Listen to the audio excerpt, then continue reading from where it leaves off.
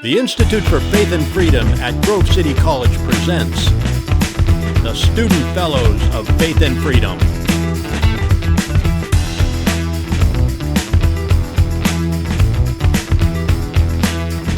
Welcome back to the Institute for Faith and Freedom's Meet the Fellows series. I'm Maya Lindberg, and today we're going to be interviewing my co-host, Ben. So Ben, could you tell us a little bit about yourself? Yeah, so I'm a political science major with a business minor. I'm a junior. I'm from Dallas, Texas, but I've moved a lot over my life. I've moved 9 total times, so 4 separate times within a square mile of the same area in Texas. And then I've also lived in Delaware, New Jersey, Pittsburgh, and then Shanghai, China. Wow, you lived in China. Could you tell us a little bit more about that experience? Yeah, so Shanghai, China, it was a very unique experience. It was around 2005 to 2006.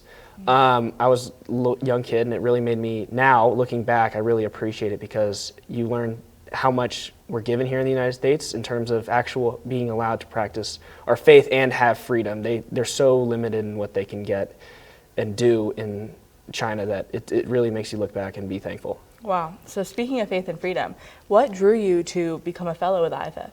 Yeah, so when I came to Grove City, I found out about Grove City while I was living in Pittsburgh. I toured, I loved the school.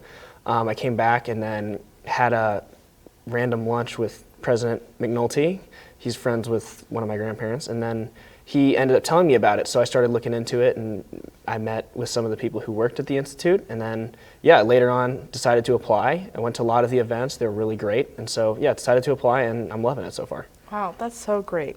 So kind of around that whole thing, being a part of the Institute, you've got to have something that you're interested in particular. Like, what's a political or cultural issue that you're particularly passionate about?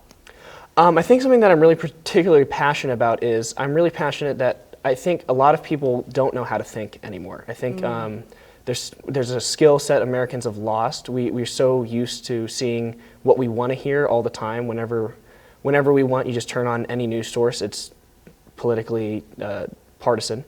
And so I think a lot of people don't really know what they think. And I think you can learn a lot about that through writing and looking back and self-examination. And I think if a lot of people started actually, trying to do that, we would have a lot more of a civil discourse in our nation.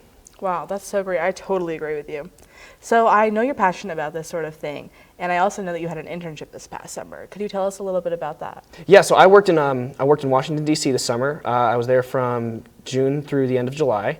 I worked at a lobbying firm, not bad lobbying. They were great. I loved it there. They're called the Vogel Group. They're a bipartisan lobbying firm. It was a great experience. I got to go around D.C. and work with a lot of really interesting people.